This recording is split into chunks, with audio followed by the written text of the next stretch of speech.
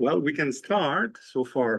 Since we have many non-departmental visitors, I will introduce myself. My name is Paul-Alain Beaulieu. I'm the chair of the Department of Near and Middle Eastern Civilizations. And the department has built over the years a very important relationship with the Ethiopian Canadian community. And I would like to acknowledge, their presence here, some of our friends and colleagues who have joined us today for this very important lecture. And we've had the great support from the Bikila Award Board of Directors, including the president, Tessema Mulugeta, who's here. And over the year, we've set out to build an endowment, in the department to support Ethiopic language and culture, teaching the Gez language especially, and we hope that in the future it will develop into more. So now we offer Gez language courses, each year, which is almost unique in North America. And Ethiopic programming at U of T has enormous potential for the future and sets us apart from other institutions. And I want to stress that Ethiopia is a very important country of over 130 million people, a very large country that is fast developing and will play, an increasing role in the future in regional and international affairs. So it's very important that we develop this field. So in order to do so, we're very pleased today to welcome Professor Aaron Michael Butts, who's currently a university professor for Semitic studies with a focus on Ethiopian studies at the University of Hamburg in Germany. He's been there since 2022. He's university professor, as I said, and since 2023, he is the director of the Hiob Ludolf Center for Ethiopian and Eritrean Studies at the University of Hamburg and directs a very large project now on Ethiopic studies with generous funding from the ERC in Europe. So I will not detail his long curriculum of, impressive publications, and fundraising effort, and conferences and so on. But today, I just said that Ethiopia is a very important contemporary country, but it's also a very ancient civilization. And we'll go back to some roots of the civilization today with, the beginnings of Christianity in Ethiopia. Those are butts. Thank you for the generous introduction, and thank you all for being here. Am I talking loud enough? Yeah, perfect. It's really a great pleasure to be back here once again at the University of Toronto. I was last here, I think, a decade ago in 2015, when I gave a lecture on the Christian Arabic translations of the Syriac poet Jacob of Saruk for the Canadian Society for Syriac Studies. And this lecture was published in the Society's journal, and I've had several others on the same topic. And then I was actually here in Toronto the year before that, in 2014, and I gave one lecture here in your Department of Near Eastern and Middle Eastern Civilizations, and it was on Syriac and Greek language contact based on a book that I had just published. And I continued to work on the same topic and have another volume coming out later in the year. So I have one more lecture that I gave at the University of Toronto at the same time, and this was on the transmission of Syriac biblical exegesis to Ethiopic via Arabic. And this is the lecture I wanted to just talk about for just a second. It was published in several parts, and one was in the Journal for the Canadian Society for Syriac Studies. But I wanted to mention this lecture because this was really the kind of the kernel, the seed for the project that I'm currently running called Beyond Influence, the Connected Histories of Ethiopic and Syriac Christianity, which is funded by an ERC Consolidator grant for almost 2 million euros over 5 years. And the goal of this project, the real aim, is that I want to push a new paradigm for the study of Christians in the Eastern Mediterranean and the Horn of Africa that challenges the disciplinary silos that have dominated the field at this point, focusing specifically on Syriac, Arabic, and of course, Ethiopian and Eritrean Christianity. So if you're interested, you can go to the URL there and learn more about the project. But I just wanted to begin this way because University of Toronto has many warm memories for me.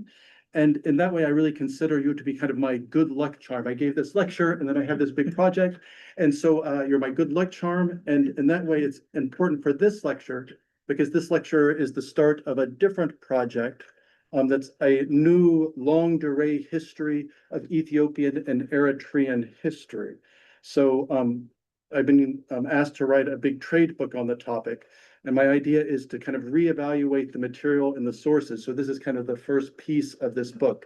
So I'm very happy to be here with you, to share some of this with you, and especially to get your feedback. So that's, I'm really excited to be here. Thank you so much. So I'll dive in.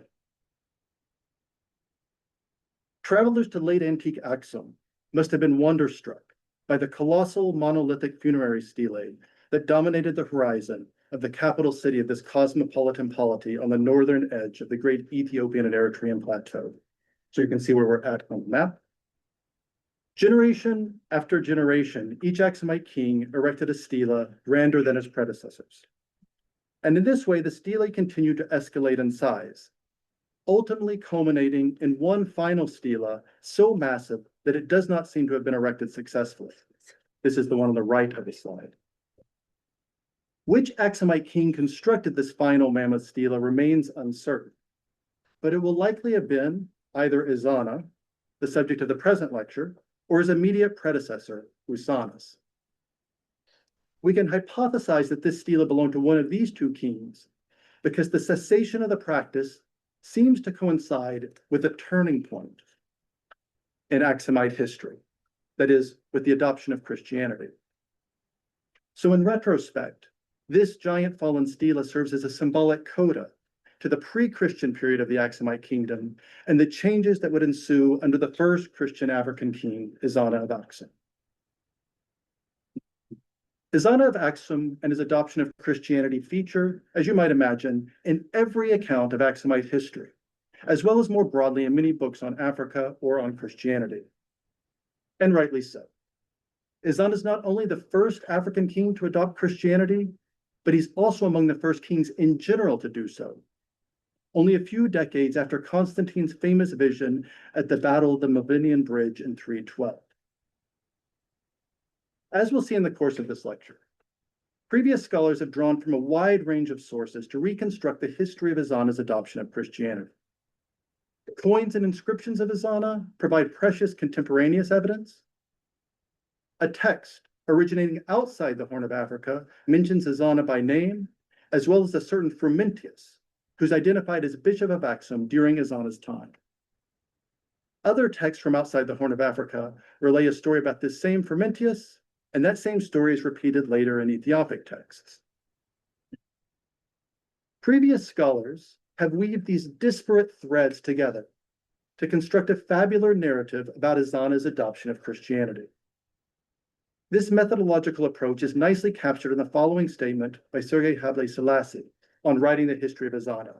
And here I quote, "The gap left by one source is filled by another. All sources are not, however, of equal value for writing history. One fundamental postulate of historical methodology is that inside sources, which stem from the same location, the same time, the same culture, etc., tend to be more reliable than outside sources, which are removed in one way or another. Nevertheless, previous scholarship has generally prioritized outside sources, and in particular, the story of Frumentius found in Rufinus's ecclesiastical history, a literary text produced in the Italian peninsula, far from the Horn of Africa, at least a century after the fact, and not in a local African language, but in Latin. For most previous scholars, Rufinus's story of Frumentius provides not only the framing, but also the walls, the roof, and the ceiling, onto which a few primary cosmetic fittings from the inside sources can be assiduously affixed. In this lecture, I want to chart a new course. I shift focus to the inside sources, and especially to Ezānā's inscriptions and coins, to see what more they have to offer for reconstructing the history of Ezānā's adoption of Christianity. In addition, I adopt a cautiously critical approach to the outside sources. In particular, I'm deliberately revisionist in seeking to counter what I regard as an overly positivistic approach in previous scholarship on Ezānā. My lecture, however, is not solely a project of historical deconstruction and minimalism. Rather, I want to suggest how the outside sources can offer valuable information for the historian, but just not in the way they've been used previously. But above all, I want to revisit in this lecture, what we know about Ezānā and his adoption of Christianity, starting from the contemporaneous evidence of his inscriptions and coins. That's the introduction. Okay. Before coming to the argument, you're going to need some background information on the various sources. Despite conflicting interpretations in the early scholarly literature, there's now general consensus that the 4th century Ezānā is the first Aksumite ruler to present himself as a Christian. Ezānā's Christianity can be established by one of his inscriptions, written in Greek, that begins, "In the faith of God and in the power of the Father, Son, and Holy Spirit, who saved the kingdom for me, in the faith of his Son, Jesus Christ, who helped me and who always helps me, I, Ezānā, king of the Aksumites." So clearly Christian. Not all of Ezānā's inscriptions are, however, necessarily Christian, and certainly not as definitively so. So, in a multilingual, multi-script series of inscriptions, Ezānā presents himself as the son of the invincible god Ares. The Ethiopic language versions of this inscription, written, by the way, both in the Ethiopic script as well as in the Old South Arabian script, also state that Ezānā made offerings to other traditional pre-Christian deities of Aksum, such as Ashtar and Beher and Meter. And yet other inscriptions by Ezānā, references made to a Lord of heaven, a Lord of earth, a Lord of all. So later in the lecture, I want to come back to these inscriptions of Ezānā to see how we can best make sense of it. But my point now is simply that one Greek inscription is clearly Christian with a Trinitarian formula, and that this thereby establishes that the 4th century Aksumite ruler Ezānā presented himself as a Christian, at least in certain contexts. Further evidence for Ezānā's Christianity derives from numismatics. In particular, a number of Ezānā's coins contain Christian crosses. You can see one here on the slide. But, just as was the case with the inscriptions, not all of Ezānā's coins are necessarily Christian, and certainly not as definitively so. So, a number of Ezānā's coins feature a disc and crescent. This symbol of the disc and crescent is associated with pre-Christian religious practices in Aksum, as well as more broadly in the Horn of Africa, in the Arabian Peninsula. So here on this slide, you see the symbol of a coin from the Arabian Peninsula. And there's the same symbol on an incense burner.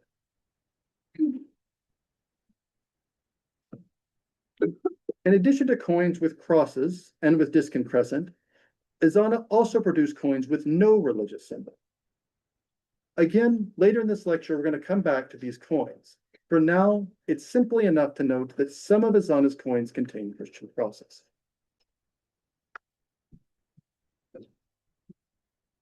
This Aksumite evidence, both inscriptions and coins, that establishes that Christianity was present in Aksum by the time of Ezānā, is corroborated by an outside source, a letter purportedly from Constantius that's embedded in the Apology to Constantius, written in 356 by Athanasius of Alexandria. This letter is directed to the rulers of Aksum, and specifically to Ezānā and to one Cezāna. The letter speaks of Frumentius, who is said to have been appointed bishop of Aksum by Athanasius, at that time in exile, having fallen out of favor with the pro-Arian emperor Constantius. In this letter, Constantius orders that Frumentius be sent to Egypt so that he could be questioned by George, this is Constantius' representative, to make sure he's not opposed to the laws and faith of the church. Thus, this letter not only mentions Frumentius, but states explicitly that he was appointed to his position by Athanasius, and this position is specified later in the letter to be that of bishop, that is episkopos. This letter is the earliest mention of Frumentius, several decades before we find the story of Frumentius and Rufinus's ecclesiastical history, to which we now turn. I'm almost done with the sources, then I'll bring them together for you. Don't worry too much. In addition to these inside sources, that is the inside Aksumite sources, the coins and the inscriptions, and this outside letter of Constantius, several texts relay a story that scholars generally interpret as evidence for the arrival of Christianity to Aksum. And this is the one that you may be familiar with. These texts all narrate the same basic narrative, which goes something like this. A traveler named Meropius arrives at a port with two young boys, one of whom is named Frumentius, the other whose name is Odysseus. Locals kill this traveler along with his entire party apart from these two little boys. The boys are given to the local king, who appoints each of them to an official position within the kingdom. The king then dies, leaving a young son as heir to the throne, and these two foreign boys help in the royal household, with Frumentius supporting the rule of the child king while also spreading Christianity throughout the kingdom. Once the new king reaches adulthood, Odysseus returns to his family in Tyre, but Frumentius goes to Alexandria, where none other than Athanasius appoints him as the first bishop of this newly Christianized kingdom.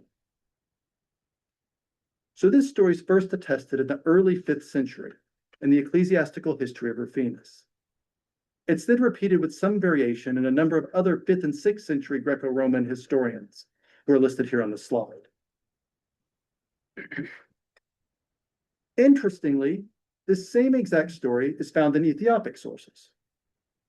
An Ethiopic text called the Homily on Frumentius narrates the same story of Frumentius, and the text explicitly states that it came from Rufinus. So you can see the text here on the slide. This passage establishes that Rufinus is the ultimate source of the Ethiopic Homily on Frumentius. It also nicely illustrates that Socrates' Greek ecclesiastical history serves as the bridge between the Latin of Rufinus on the one side and the Ethiopic homily on Frumentius on the other, since almost the same exact sentence appears in Socrates' ecclesiastical history. This is the one on the bottom of the slide. Among the Greek church historians, it's only Socrates who explicitly mentions Rufinus at this point in the text. And thus we can be pretty certain that the ecclesiastical history of Socrates served as an intermediary between the Ethiopic homily on Frumentius and the ecclesiastical history of Rufinus. The Ethiopic homily on Frumentius in turn serves as the source for Frumentius elsewhere in the Ethiopic tradition, including especially in the Synkesar, the Synaxarium, which you may be familiar with. So these are our sources. Yeah. Now we need to turn to how previous scholars have constructed a historical narrative out of these different pieces of data. In particular, I'm interested in how they've attempted to reconcile the Aksumite sources, that is, these coins and inscriptions, with this story of Frumentius. I don't have time to go through an extensive history of scholarship, but I think a few highlights will show that the overwhelming trend has been a highly credulous reading of the story of Frumentius, especially as presented by Rufinus. So starting already in 1681, with the founder of Ethiopian and Eritrean studies in the Western academia, Hiob Ludolf, the story of Frumentius was taken as historical. So this is this same Frumentius story by Rufinus. Some 2 centuries later, in 1880, Dillman likewise wrote, don't worry about the German, I'll translate for you. There's no doubt that Rufinus, who became a Christian in 371 and soon afterwards stayed for a long time in Egypt and Palestine, either could have known Odysseus personally or could have heard from him through a third party. The last part is the especially important part. The story is in general credible. This same credulous reading is continued more or less unabated until today. So 150 years later, people basically maintain the same position. So I give the example of a recent handbook in which the esteemed scholar Getachew Haile echoed this sentiment, writing simply, "This story is credible." And I'm especially interested because I give it to you on the slide, but the phrasing of the German translation of the handbook is even more interesting. It has almost exactly the same words. 115 years later, this is this position that scholarship stands. So the overwhelming sentiment in the field is that the story of Frumentius, especially as presented by Rufinus, is to be trusted. Exceptions can be counted on one hand. I think I only know literally of 5 exceptions. Here's not the place to mount a full rebuttal against a credulous reading of the story of Frumentius, but let me just say the problems are manifold. Previous scholars have raised issues with both chronology and geography. Chronology, it's very difficult to get the dates of Athanasius's appointment to line up with when Frumentius was supposed to have been consecrated the bishop. And geography, it's quite simple that when Rufinus is telling this story, it doesn't seem like he's talking at all about Aksum. So even the most recent translator, I think, said wherever he imagines this story to have taken place. So it's scholars who have put this story on Aksum. It's not at all in Rufinus. Yeah? So he just talks about India, which can be a very large swath of land at this period. So given limits of time, I'm going to skip over these problems and not give you all the details. Let me skip over. Okay, saved you several minutes. But there are even more serious problems in my view, and this is where I really want to focus in trying to reconcile Rufinus's narrative with the Aksumite evidence, that is with these coins and inscriptions. So at this point, I think it'll be useful to return to the earlier discussion of Ezānā's coins and inscriptions. This part's important, so this is where we have to focus. Previous scholars have generally adopted a linear conversion narrative, in which Ezānā started out as a so-called pagan. This would be his inscriptions with traditional deities and his coins with disc and crescent. Then Ezānā became allegedly an undifferentiated monotheist with as many scare quotes as you can put around it, whatever this might mean to be an undifferentiated monotheist. But this would be evidenced by the Lord of heaven, the Lord of earth, the Lord of all inscriptions, and the coins without religious symbol. And then finally, he's said to have converted to Christianity. And this would be evidenced by his Trinitarian inscription and the coins with crosses. But I want to stress to you, if you don't come away with anything else, I stress that this is entirely a scholarly narrative. It's up to us how we put these different things together. Yeah, there's no internal evidence about how to put the coins, how to put these inscriptions. It's up to us. This is entirely a scholarly. So, in my view, the proposed 3-step linear conversion of Ezānā has some problems.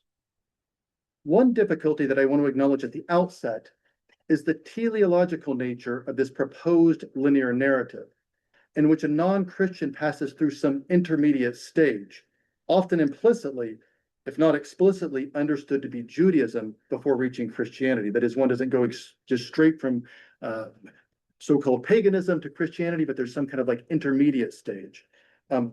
Such a teleological narrative is highly problematic. But beyond this theoretical problem, the Aksumite data themselves are actually much messier than previous scholars have acknowledged. So I'm going to give you some examples. Sorry, it's a lot of text, but earlier I talked about a multilingual, multi-script series of inscriptions of Ezānā that names pre-Christian pagan deities such as Ares and Ashtar. But what I didn't tell you at the time, so these are these pagan inscriptions, what I didn't tell you at the time, and what previous scholars have for the most part neglected, is that one of the Greek copies of these alleged pagan inscriptions includes so-called undifferentiated monotheistic language. So on the left side, you can see a passage that occurs toward the end of the inscription in one of the Greek copies. I'm going to read a little bit for you, maybe not. It's a little, yeah, but I can give you a summary. But you can notice in the passage the god Ares occurs twice, alongside not only heaven and earth, but also even the Lord or the God, that is Theos, of heaven and earth. So in the traditional scholarly narrative, this Lord of heaven and earth wouldn't be expected at all in a pagan inscription, but rather in the undifferentiated monotheistic ones.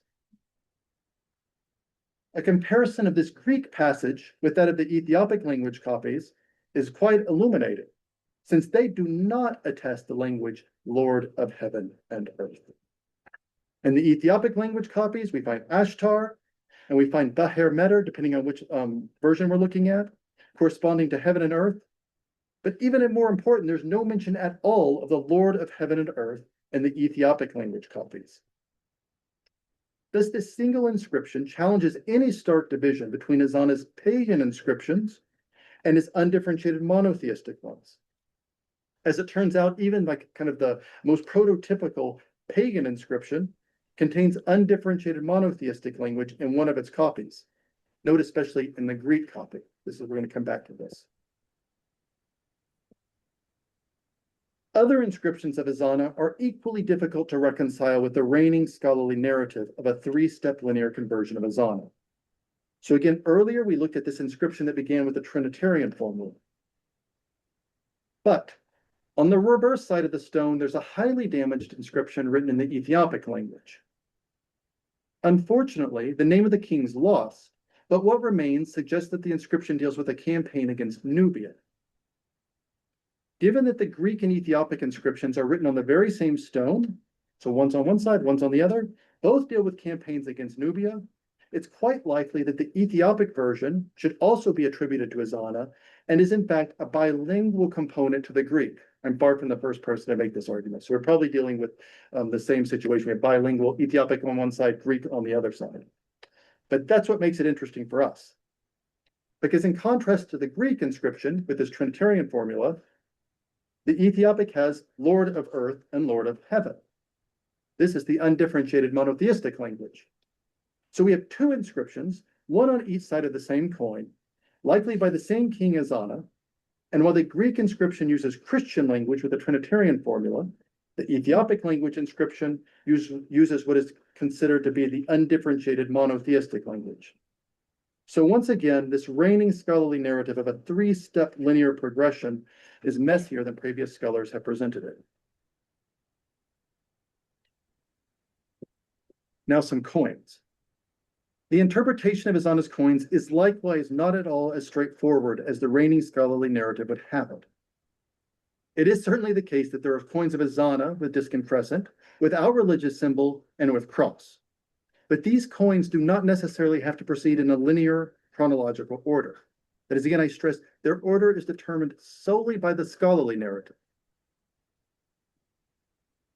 Moreover, some of the silver coins that are traditionally said to be without religious symbol actually do have a religious symbol, even if it's not the disc and crescent nor the cross. No attempt is usually made to explain how such coins fit into this linear narrative. I want to come back at the end of the lecture with a suggestion on these coins. The coins of Ezānā's predecessor, Usanas, who we met a bit earlier, also present some challenges to the usual interpretation of Ezānā's coinage. Usanas produced coins with disc and crescent, as well as without religious symbol, but none with crosses. So here you can see one of Usanas' coins. This is the guy right before Ezānā, without religious symbol on the slide. But my question for you is, how do these coins not have a religious symbol? That is, if Ezānā's coins without religious symbol are interpreted as some kind of intermediate period between paganism and Christianity, wouldn't we need the same explanation for this Usanas? Scholars do not, however, generally consider Usanas to be an undifferentiated monotheist. But why are Ezānā's coins with religious symbol interpreted in just this way? How is the inconsistency justified? A further problem for the reigning scholarly narrative is encountered with this same Usanas. He's most likely to have been Ezānā's older brother. But just think about that for a minute. He's most likely to have been Ezānā's older brother. But how would an older brother of Ezānā fit with Rufinus's narrative? Remember, Rufinus reports that the king died, leaving a child as heir to the throne, and that it's during the reign of this child, that is, during the reign of Ezānā, that Christianity was spread by Frumentius. Not only does Rufinus not mention the child king having an older brother who ruled before him, but an older brother of the king is completely kind of incompatible with the narrative of Rufinus. Most broadly, however, it's difficult, if not impossible, to reconcile the Aksumite evidence, especially interpreted as it has been in Ezānā's three-step linear progression, with Rufinus's account, particularly as it's been read by previous scholars. So here's some general points. Most basically, Rufinus himself never explicitly speaks of the king adopting Christianity. Frumentius is said to rule in the kingdom in the child king's stead, and while doing so, he's reported to have supported Christians in various ways. Rufinus, however, says nothing about the king himself adopting Christianity. And yet, this is exactly how scholars have always understood Rufinus. Such a reading, however, exacerbates the already considerable historical difficulties. If this Aksumite king in question adopted Christianity as a child, as everyone understands, how can that narrative be reconciled with the Aksumite evidence in this three-step linear conversion? That is, when in his reign would have Ezānā produced coins with a disc and crescent, right? If he converts to Christianity as a child, how do we have coins by a king that are not Christian? When was he making these? When do we have these other coins with no religious symbol?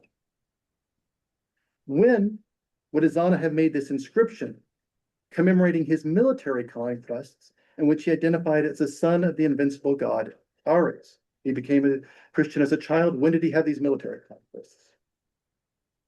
It would have had to have been before adopting Christianity. But if he adopted Christianity already as a child, as everyone understands Rufinus, how does this chronology work? And the same exact problem will apply for the coins without religious symbol and the inscriptions with undifferentiated monotheistic language. In the end, for me, it's difficult to reconcile the king's adoption of Christianity as a child with the reigning scholarly narrative of Ezānā's three-step linear conversion. I want to make one further point before I bring this together for you.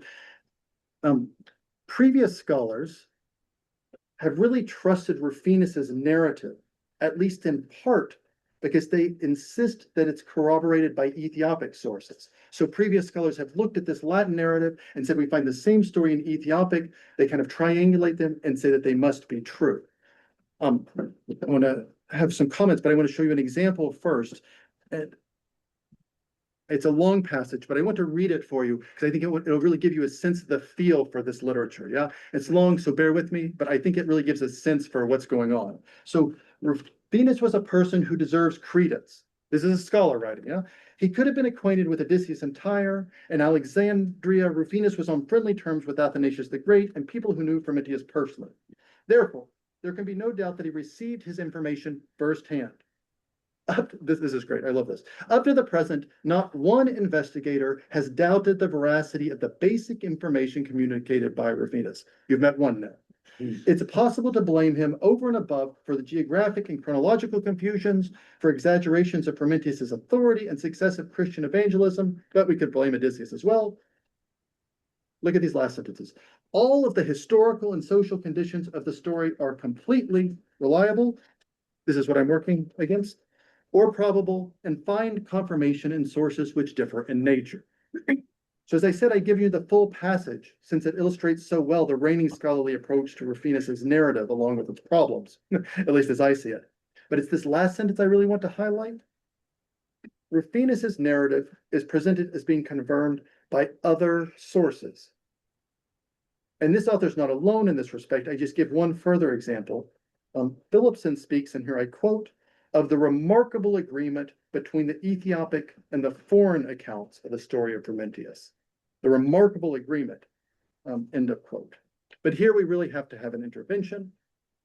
As I told you earlier, all of the sources for the story of Frumentius, whether the Greco-Roman church historians or the Ethiopic sources, ultimately go back to Rufinus. So there's no corroboration here. We have a Latin text translated into Greek, and then a Greek text translated into Ethiopic. So that they all say the same thing is not shocking and doesn't prove anything. In fact, it'd be kind of shocking if they didn't say the same thing. So we don't have corroboration of all of these local Ethiopic sources with Greek sources, it's just one source.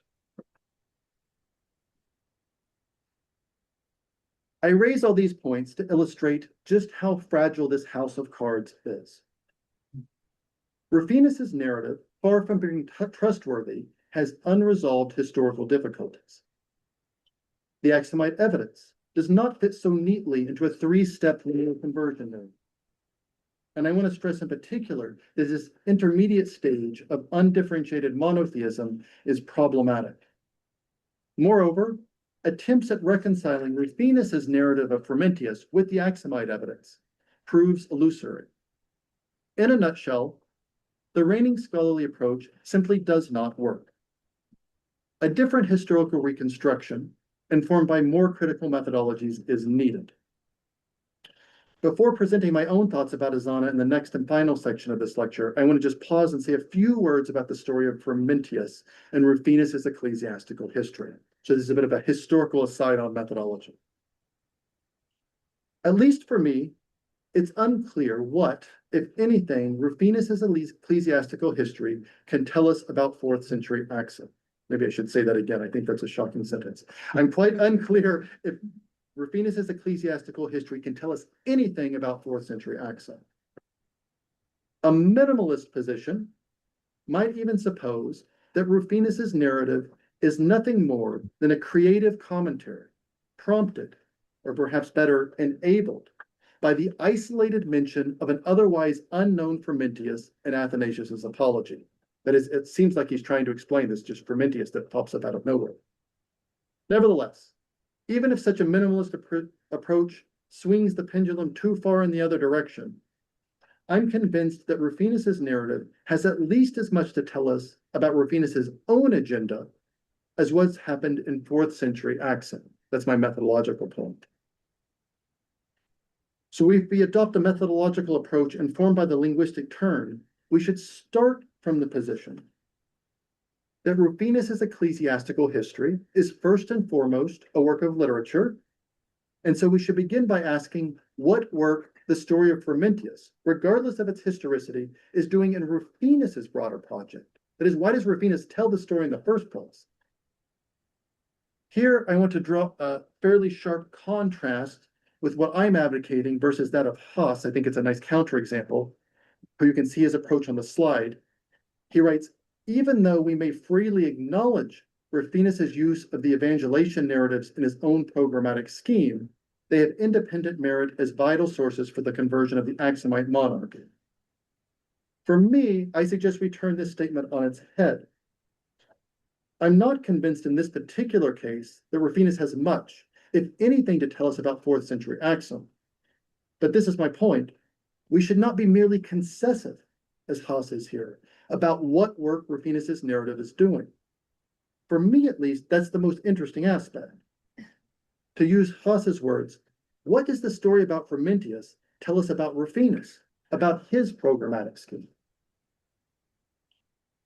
Some scholars have taken up such a question, such as Tillemont's important monograph that you see here on the slide, but much more work remains to be done.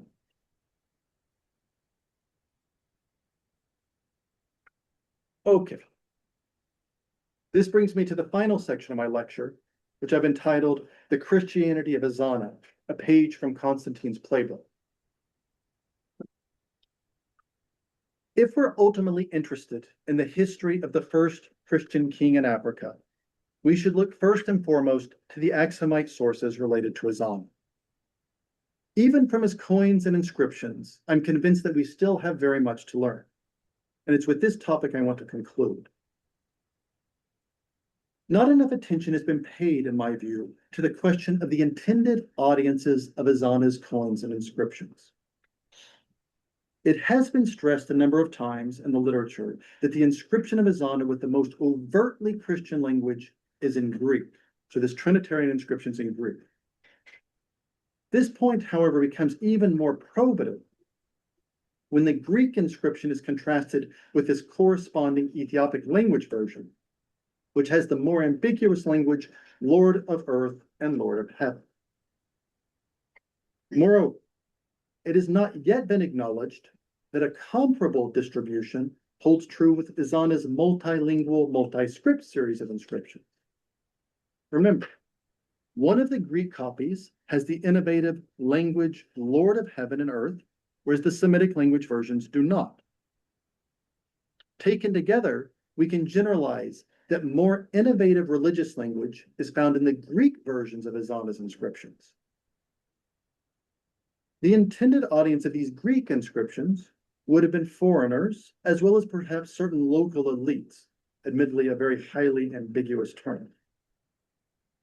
And thus it's this audience, and not perhaps that of the local masses, equally ambiguous, that Ezānā seems to be addressing with his more innovative religious language.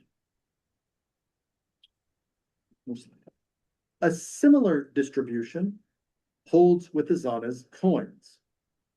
This is really important here. All of Ezānā's coins with crosses are gold, period, full stop. There's maybe a couple of exceptions, but they're all gold. He did not include crosses on his silver or copper coinage. This distribution seems to correspond, at least in part, to intended audience. In general, silver and copper Aksumite coins were used primarily for local commerce, whereas gold coins circulated especially abroad. So we have gold coins, gold Aksumite coins found all along the Indian Ocean trade routes, particularly in South Arabia, but even as far away as India. So we have gold coins with crosses, no crosses on the other coinage. So the distribution of religious symbols on Ezānā's coins follows a pattern similar to that of the religious language in its inscriptions. Overtly Christian cross is found on coins intended for a broader audience along the Eastern Mediterranean and beyond, whereas the local currency lacks the cross. So, finally, at last, a clearer image of Ezānā begins to emerge. So this is my own thoughts here, which many of you may disagree with, we'll see. In his earliest royal propaganda, and that is, after all, what we're dealing with, right? With inscriptions and coins, religious royal propaganda. Ezānā presents himself as a traditionalist. His coins of this period feature a discant crescent, connecting him iconographically with the pre-Christian religious traditions of Aksum, as well as the broader Red Sea region. In an inscription from this period, Ezānā styles himself as the son of the invincible god Ares, and he names other time-honored deities such as Ashtar, Beher, and Medivh. And yet, in the same inscription, he opens a door with the innovative turn of phrase, Lord of heaven and earth, a harbinger to a turning point that is perhaps already well underway. This portent was, however, only legible to those who read Greek. At some indeterminate time later, Ezānā chooses to present himself in a different way. In high denomination gold coins that circulated more widely outside of the Aksumite Empire, Ezānā replaces the discant crescent of his former currency with a Christian cross. In a Greek inscription, he invokes in unmistakable terms the Christian Trinity, presenting himself as a co-religionist to visiting foreigners and local elites who could read Greek. But to the local masses, the message of this period is more ambiguous. That's the key word here, ambiguous. Ezānā's Ethiopic language inscriptions from this period speak of a Lord of earth, a Lord of heaven, and a Lord of all. There's no doubt that such language is not neutral, but innovative. Nevertheless, this language is still a far cry from the Trinitarian language found in Greek. Moreover, I want to suggest that such collocations are multivalent, allowing for different, even conflicting understandings. So I have some examples for you. Whereas in earlier inscriptions, Ezānā evoked Beher, literally land or earth, as a personified deity. So this is a deity, Beher. He refers in the later period to the Lord of earth, Ezānā Beher. To one Aksumite reader, such a subtle change might have made little or no difference. Perhaps it's just simply a new way to refer to Beher, and therefore marks a continuation of age-old religious practices. Yet to another, Lord of earth, that is Ezānā Beher, might have meant something very different. This is the Christian God. For those who don't know Gaz, this is the same collocation that will eventually be used to translate both God, Theos, and Lord, Kurios, in the Bible. This is the word God. Similar slippage is found throughout the Ethiopic inscriptions from Ezānā's later period, that is, those previously called undifferentiated monotheistic. I wonder, for instance, whether Lord of heaven, Lord of earth, and Lord of all in one inscription. Do these refer to separate deities? Are we supposed to think of three different deities, Lord of heaven, Lord of all, Lord of earth? Or are these just simply different epithets of one single deity? I think both interpretations are entirely possible. Here's an extreme example.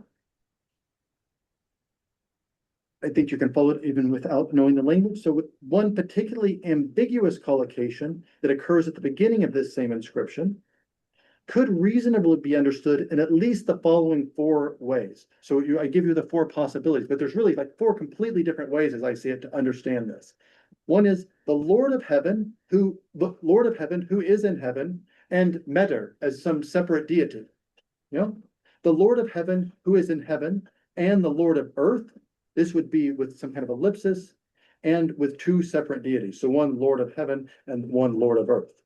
The third possibility, the Lord of heaven who is in heaven and of earth. This is one deity. And then the fourth, the Lord of heaven who is in heaven and on earth. I think all four are possible. And if you want to dispute, I think the most interesting one is the first one, the Lord of heaven who is in heaven and Meter as two separate deities. But I just want to point out that later in this very same inscription, Meter occurs as a deity. Yeah. So that seems like actually the most likely reading of it, that Meter is a deity in this inscription. Nevertheless, there's other inscriptions from this same period that seem to point in a Christian direction, and one in particular ends with a Christian cross. So my suggestion is that it's possible to read this collocation either kind of backwards, so to speak, as referring to two entities, Lord of heaven and the god Meter, or forwards to one Christian Lord of heaven who is in heaven and on earth. So my point is that these Ethiopic language inscriptions are multivalent. You can kind of read them, and the audience can read them in whichever direction you want to go. A similar picture emerges from the lower denomination silver and bronze coins of this period. They don't display the Christian cross, but also not the disc and crescent. They're without religious symbol. So like the Ethiopic inscriptions, these coins are not neutral, of course. They've taken off the disc and crescent. Nevertheless, they're also not overtly announcing a new religion. They're underspecified. They're not the old way, but the new way is left unstated. I mentioned this one earlier. From this period, there's also silver coins that have a symbol in the place where one expects a disc and crescent or a cross. Some have suggested that this is a Christian sun cross, but the interpretation is far from certain. But the point I want to make is that the message may have been equally ambiguous to the local Aksumite population as it was to us. And in fact, Constantine does something quite similar. My overarching point is the multivalency of Ezānā in this later period was intentional. So, just as in the earlier period, when Ezānā opened a door to a new religious possibility for his Greek reading audience with this innovative turn of phrase, Lord of heaven and earth, so also, and even more so, in the later period, he left the door open to a more conservative, traditional understanding for his local audience. Leaders are, after all, rarely well served by alienating potential constituencies, and Ezānā would have been no exception. Rather, he seems to have been politically calculated and projecting his Christianity in different ways to different audiences. And in this way, I'd like to suggest that Ezānā followed a path already well-trodden by Constantine, who adopted a similar tactic of political expediency only a few decades later. Like Constantine, Ezānā aimed to strike a balance between various competing interests by proclaiming bespoke messages to different audiences. And he changed and adapted these messages over time as the situation developed. By setting aside the narrative of refinements, as I've done here, and focusing on Ezānā's coins and inscriptions, we arrive at new perspectives on 4th century Aksum. As long as Rufinus's story of Prometheus served as the framework, Ezānā's Christianity was primarily understood in terms of personal conviction. The approach for which I'm advocating here, in contrast, sees Ezānā's Christianity in political terms, not unlike how scholars now evaluate Constantine. A major upshot of such an approach is that we learn something new not only about Ezānā, but also about the Aksumite kingdom more broadly. After all, we must now ask the all-important historical question, why? Why did Ezānā in his later period present himself as a co-religionist to visiting foreigners and local elites who could read Greek? For Ezānā, Christianity seems to have been a strategic way to associate himself with the Roman Empire.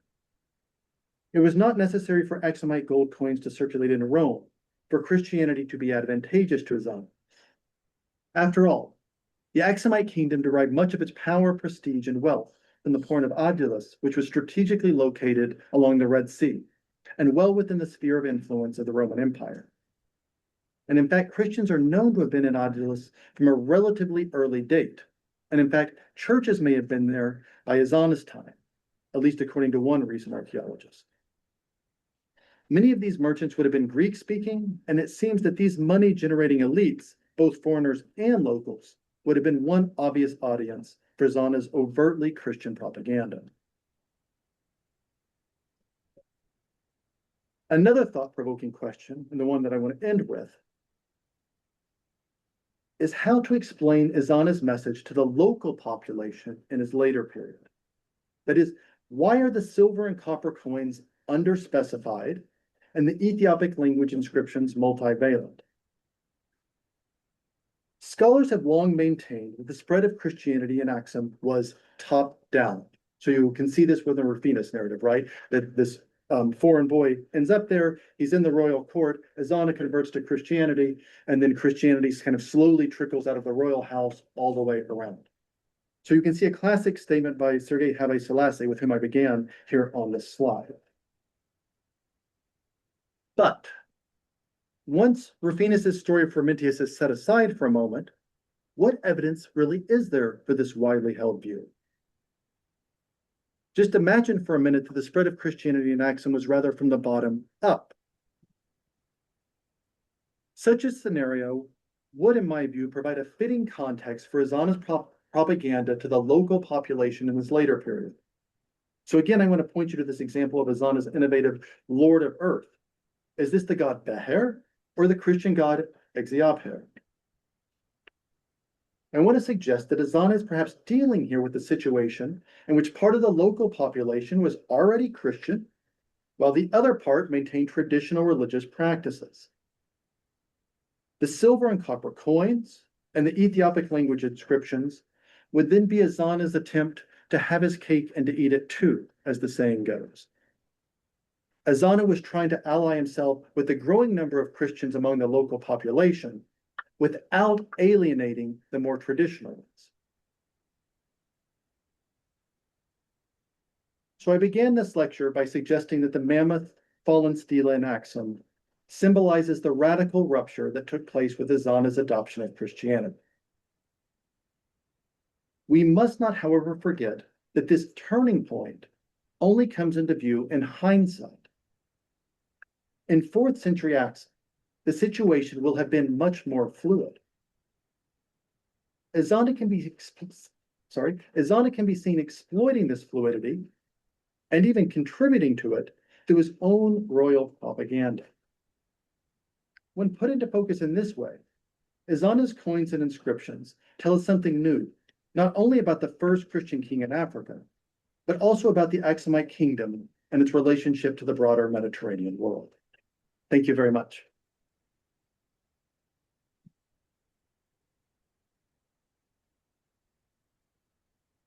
Thank you very much. Floor is open for questions. Thank you very much for your sorry. Okay, thank you so much. This is very interesting. My question is regarding the coins. You said that the coins that were silver and copper didn't have a cross on them. Mm-hmm. And they were meant for local circulation. Mm-hmm. So would there by any chance have been a way that they might have gone elsewhere, or were they found in Ethiopia, Eritrea, or that region at the time? Yeah, they're mainly found local. I mean, of course, we're not Locally. dealing with absolutes. So I mean, of course, there's gold coins with crosses found in Ethiopia and Eritrea. And there's also copper and silver coinage found outside, but really, I mean, these are almost exceptions that prove the rule in some way. So that they're really, I mean, there can be crossover, but I mean, as far as royal propaganda, it seems like the gold coins are by and large found along the Indian Ocean trade routes. And they're kind of a type of bullion that's circulating broadly, where the copper and silver coins don't have the same distribution. Could it have been like both political and personal? You know, Sure, yeah, absolutely. Yeah, I mean, yeah, I guess as a historian, yeah, I don't have, much to say on, kind of the personal aspect of it exactly. I think for me, it's interesting if you kind of get rid of Rufinus's narrative, even if we just set it aside for a minute and look at the evidence that we really have. It's an easier story to tell and makes a lot more sense on the ground how to explain these kind of three different pieces of evidence if we divide them up differently and make them into two.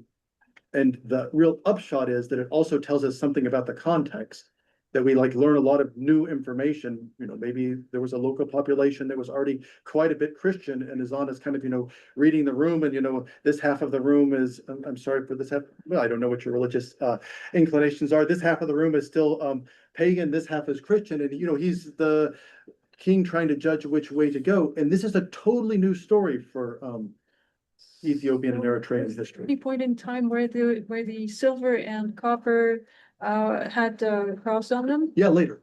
Yeah. So During later his they time? will. Yeah. Not with him, not with Ezānā, That's but what- kings after. No, not with Ezānā. So with Ezānā, I said that there's exceptions. There's two exceptions. One, I think, only known from a photograph and only known from a single exemplar, as I recall, that seemed to be coins with crosses and Ezānā, but a unicum coin when we have, hundreds of these others, and a photograph. I mean, like to see a little bit more evidence. They could be cross-struck. I'm basically suggesting they could be cross-struck or something. They could be mixed coins. Yeah, if you're interested, Han has an excellent new book in German that has kind of the full swath of Aksumite coinage. So you can see pictures, you can see all of these kind of things laid out. Thank you. Thank you for your talk. I was hoping to ask about the inscriptions themselves. And my first question has to do with the sociolinguistic background. Yeah. I was wondering, presumably the Aksumite kingdom was multilingual.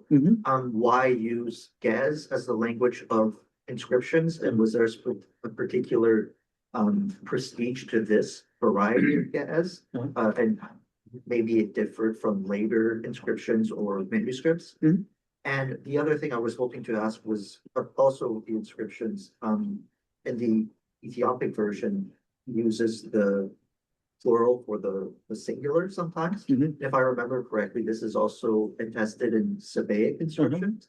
I was wondering, would that be an influence from Sabaic culture, or was that an independent development? Because I think it's pretty rare for Semitic languages to use the plural as a term of respect. Like the royal we, you mean? Yeah. Yeah, exactly. Yeah. It's a great question. I'm really interested in this question. So I don't know if I want to go all the way back. I can show you this one. Just so you can see what I'm talking about.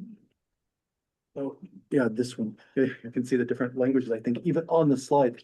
Yeah, that this is Greek here, and this is Old South Arabian script. So it's a fascinating question. I'm planning to do a conference. I'm working on it maybe in Hamburg in a year or so, but it's a fascinating question. So this inscription, just so you have some concrete details, it exists in 3 versions times 2. Yeah, so it's duplicated. But there's one in Greek language and script. There's one in Ethiopic language, Ethiopic script. There's one in Ethiopic language, Old South Arabian script. So your question is exactly the right one. Why? Why ever do this? Who can read Greek? Who can read Ethiopic language? Who can read Ethiopic language and Old South Arabian script? So as you are, I'm sure, aware that, inscriptions serve all sorts of purposes, some of the least of which is reading them. Yeah, so as an American in the US, of course, we have Latin inscriptions up everywhere that no one could ever read, so they're doing other type of work. But the question then is, what work is it doing? Why write this inscription in Greek? Why write it in the same language in two different scripts? So I think it's a fascinating question, and I mean, I have thoughts on it, but but I mean, I think it's about identity and projecting power. It's no surprise that Ezānā at the start of this inscription says that he's not only king of the Aksumites, but he's also king of faraway places such as Saba in the Arabian Peninsula, to which he's never been. And the Aksumite kingdom certainly didn't reach at this time, but he says he is, and he writes this inscription in their script. So, I mean, I think that there's something about power and propaganda here that's really interesting, but it's the question with all, I mean, multilingual and all inscriptions in general, but especially multilingual ones, and then even multi-script inscriptions are even further along in this regard. So, what are the, roles that they're playing? I mean, maybe you could say something about like the Tel Thakariya inscription. This is a very nice Aramaic Akkadian, and there's a very nice Akkadian on the front, and then the Aramaic kind of written towards the bottom going around the back. And, there's something interesting going on. And just as you said, between the language versions, there's often like little differences. I think in this one, he calls himself a vassal. Andrew. Yeah, he calls himself a vassal in the Akkadian version, of course, but in the Aramaic version, he's Mulk, he's king. So I think there's really interesting things with these multi-scriptural. I can do just 1 second. And I think the multi-scriptural, I'd be interested if people have other examples. I think that these are quite rare, actually. I know some of Egyptian examples, but I think it's quite rare to have the same language written in two different scripts on an inscription. Yeah. The type of monument itself as well Yeah. evokes the importance, because this is evidently a political monument. Exactly, yeah. And there's two copies, like I said, Yeah. they were probably set up, on the outside of the city. So that's these three things times two. Yeah. There is a Luvian and Phoenician bilingual. Yeah. Or it wouldn't be the same language. Yeah. I mean, bilingual are interesting, but especially the multi-script where you have the same exact language in two different scripts, So I think that there's some hieroglyphic, hieratic ones, as I recall, that are Egyptian doing something similar. I read in a book by Joseph Zabit that there was a script that, or an inscription that mixed, or maybe some coins that mixed the more Aramaic script with the more Paleo-Hebrew script. Yeah, maybe. Did you have an Iranian example? Yeah. A very nice parallel actually to that, Yeah. which is the inscription of Shaputo, Yeah. which is in Greek, Mhm. like here, and in two different scripts, Persian and inscription of Middle Persian, Uh-huh. which for someone who doesn't speak perfectly one of them might be identical language. They are almost the same language with very, very few dialectical differences. Right. So it's not the same language, but almost the same language in two different scripts, Right. and also one In third Greek. version in Greek. like Yeah, here. so it's almost the same. Yeah. Exactly. So Yeah. you have a very nice parallel there. Yeah, exactly. No, that's really nice. So, yeah. But I think that for us, it's, very important to think about what these things are doing. I mean, they're not just, ambiguous historical documents. This is, political propaganda that we're all used to in our daily lives. But this king is trying to tell us something. So what is he trying to tell us by putting up these inscriptions with this type of language? That's the questions that I'm really, interested in. Yeah. Here. I have a good, first of all, it's very fascinating to know that Ezānā has been trying to play like between the pagans and. Yeah, that's my sense of it. Yeah. Yeah, but like my question is like, back in the days, the kings had like absolute power Mhm. over the commoners. Uh-huh. And given that he was trying to be democratic, it's a little bit fascinating, which I would never think about. And also, given that the Judaism came to Ethiopia 1,000 years ago before Mhm. the birth of Christ, how does it play with this Mhm. conversion from paganism to Christianity? Because I would think that Ezānā was in the king's court learning Christianity from childhood, Mhm. right? So I was just wondering, like, at which point did this? It's just a little bit blurry around this area. Yeah. So my third question, the first, second, Yeah. third, is how is it Exia Beher and Exio Midir Uh-huh. become synonymous at some point? Midir is earth, Beher is people. Yeah. So when we say Exia Beher, it's the god of, like, lord of people, Mhm. but not lord of earth. Yeah. Like, Yeah, exactly. Yeah. So when these undifferentiated monotheistic ones, there's a lot of slippage between Beher and Meter.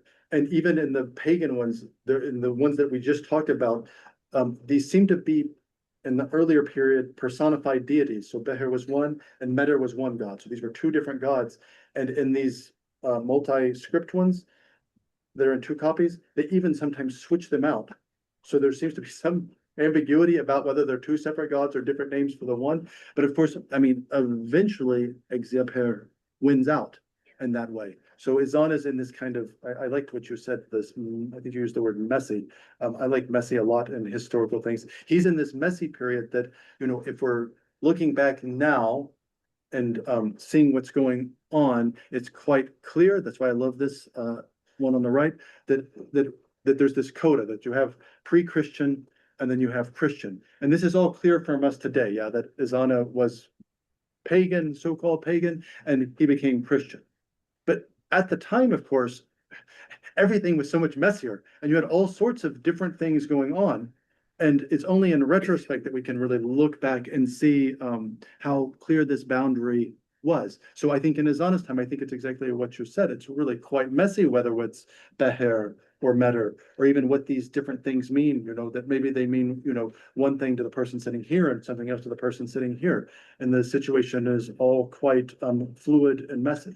So that would be my answer to what's going on there. With the Judaism question, it's a complicated story, but for this exact period of the 4th century in Aksum, there's not much, if I try and think of any kind of concrete evidence for Judaism. And it's particularly striking. I didn't give you the footnotes to the paper, obviously, but if you jump across the Red Sea to the Arabian Peninsula, where you have inscriptions in Old South Arabian languages, you have a quite similar phenomenon going on there, where you have these traditional pagan inscriptions, and then all of a sudden they start using Lord of Heaven, Lord of Earth, Lord of All. And then some of these seem to be Jewish. So there's a few Jewish words that pop up in these inscriptions. And so people will talk about, there's a nice book by Gaida that talks about kind of this is Himyar in what is modern day Yemen, converting to Judaism.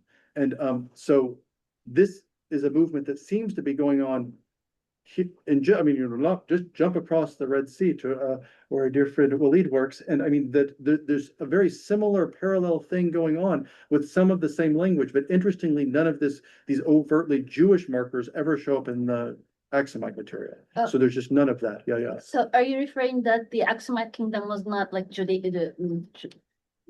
Jewish or Judaism oriented? Like, I would go. I want to have a clear understanding. A clear understanding. Yeah. I don't like clear. I like messy. I only like messy in historical research. All I want to say is that there's no evidence there. I can't point to any inscription or any coin that's overtly Jewish in this time period. So what we do with historical reconstruction, we have to put these stories together. But that there's no. There is no, we have, you know, if we go to these other inscriptions just across the Arabian Peninsula, there's kind of clear references that seem Jewish, but we don't have anything like that for Ezānā. So whether there was Judaism there or not, that's up to us to either reconstruct or to think about. But I mean, I wish there was, but there's nothing. You know, Because what we know, like you're a historian, of course, but what we've learned or what we know is the Aksumite kingdom is based on Judaism. Right, exactly. And then it just goes to the Zagwe dynasty later on, after Queen Judith came. Yeah, exactly. So I mean, I think that for Ezānā, I mean, I think honestly now everybody in the room can be an expert on Ezānā, and you can do your own lecture, because I think this is the evidence that there is. There's nothing else, you know. So That's gonna leave a room for a research. Yeah. But I mean, I love it for like teaching, but like you can all be experts and tell your own story now. But you have these coins, you have these inscriptions, and you have this outside source by Rufinus telling about Frumentius, who's of course Abba Salomon. Yeah. So but how you put these things together is up to you as historians. This is the great thing about this evidence, that you know you have all of it here, and I've showed you how one group of people working have tended to put it together, scholars, and I've disagreed with it and tried to give you a different story. But you have the evidence at your hands now, so you yeah. Tell the story you want. Yeah, Thank you. yeah. Thank you. Sorry, could I interject just here? Hello? Following up. Sorry, just a second. Just a second, maybe. Hello? Hello. Yes. Yes, hello. My name's Jackie Phillips, and I think there is an alternative um way of thinking as well, which is archaeological. It's rather not what people say, it's what they do, what they leave behind. And I've worked at Aksum under David Phillipson in the 90s, and I've worked at Aksum since. And I've been working on the Aksumite kingdom since David's time in the 90s. And I can say I don't know of any Jewish artifact either. Yeah. So that correlates with yours. I can also say that the mausoleum, which is the tomb to the one side of the Great Stela, Stela 1, the fallen one, there is another one on the other side, which is presumably a mirror image to it, but we weren't able to dig it because it was unsafe to do so. We started. But the mausoleum had absolutely no indication whatsoever of Christianity, and our interpretation was that it was not Ezānā, but rather his father. That was our interpretation. Okay. I don't think it made it to the book. A couple of other points. The coinage. Thanks for sharing that. That's interesting. Thank you for sharing. Yeah. Yeah. Another thing, the coinage, you were talking about the gold coins being abroad and the silver and copper alloy coins being mainly local, or at least indigenous. Yes, this is true. But one thing that we thought about, but we've never been able to follow up, and you might want to do it. You were talking about the two different inscriptions, the pagan and the Christian one. And one consideration we made but didn't manage to follow through was the possibility that the gold coins with the Christian cross were intended for the Mediterranean countries, and the ones with the sign of Al-Muka, the dot and crescent, were intended for the Arabian countries and India. Yeah. And if you can follow through and find out what was the image on the different coins found in those different regions, you may find that it separates quite neatly. I don't know. Yeah. It's just Thank a you. possibility. Yeah, But while I'm here, could I ask you something? Oh, sorry, Sure. one other thing. Those two major Ezānā inscriptions that you were talking about, the theory is because the two of them were each found alongside or right beside one of the major entrances into Aksum, ancient Aksum, one past the Mai Shum, coming from what is we now know the later tomb of Caleb and Geber Meskel, and the other one coming from what now leads further into the towards the tomb of Bazan, etc. But there is a third major road leading into Aksum and Stela Park, and it is thought that each of these inscriptions were put up at the entrances to Aksum, and the third one just simply has not been found. Yeah, indeed. Yeah, that would be my my understanding would be the same, that they were on these roads coming in. Yeah. Exactly. They were found there. So I mean, there's no question of it. But could I ask you one question, because it's something that and I'm glad that you were talking about some of this stuff, because I've been thinking about it as well for different papers, none of which have yet seen the light of day, but they are in press. One, like Constantine, and as far as I know, Aksum, Ezānā never declared Aksum an officially Christian state. People keep saying this, but I've never actually found a source that says it. Is there one? No. So can everybody hear? Or yeah. So no, there's no. We have. I mean, he's like Constantine. He became Christian, but there is no official Christian state until later. Of course, we have. but we have, I mean, yeah, we have nothing of Ezānā though, yeah? So the only Yeah. thing we have of Ezānā is It's the the coinage. coins and Yeah. the inscriptions. So we don't have, Yeah. we don't know what he did kind of, I mean, presumably there was all sorts of, archives and all sorts of things going on, but we have no We have idea nothing. of I what know. exactly But- he, thought, other than what he tells us with this propaganda that's on, Exactly. solid Exactly. objects that lasts, for millennia. So yeah, we Yeah. don't know what he did, yeah. Can I just Yeah. follow up on a question, based on this? I mean, as you said, it's food for thought and, we have a lot of digesting to do, very radical.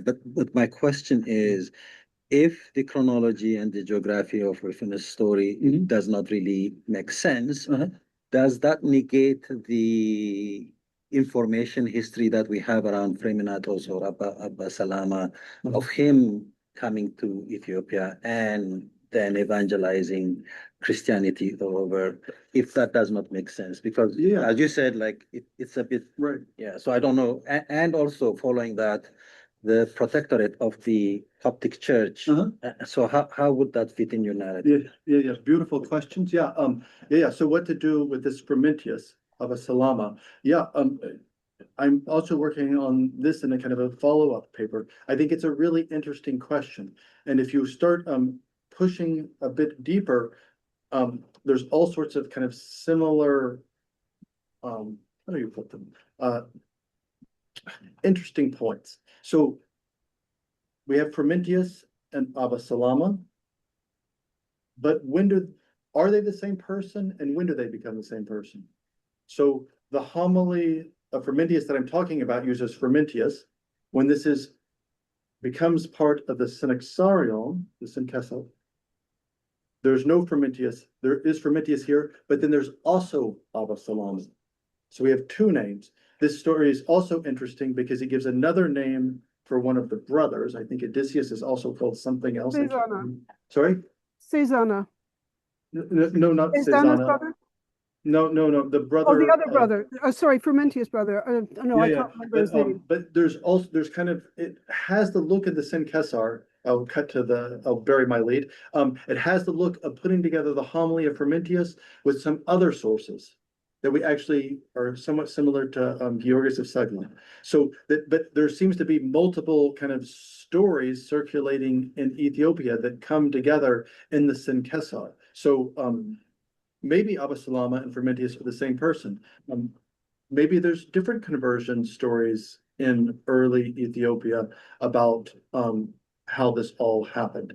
I give you one kind of other piece of evidence that Frumentius is presented as foreign, but there are also Ethiopic sources that present Frumentius as a local Ethiopian. So this is the Chronicle of John of Nikiu, says that he's somebody who came from Ethiopia.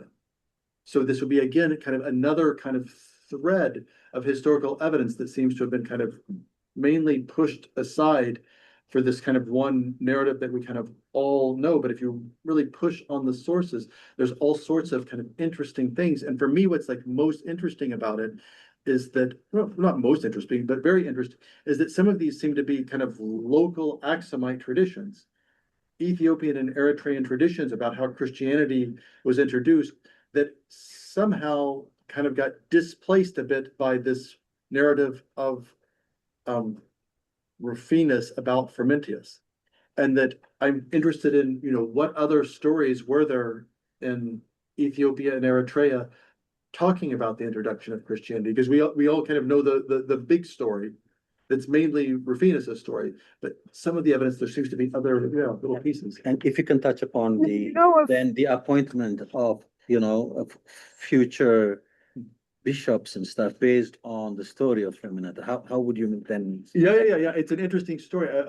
So it's so there's this long-standing connection between the Coptic Church and the Ethiopian Church, and you can tell for Rufinus, and at least as the story is received in Ethiopia, it goes all the way back to the beginning. Yeah.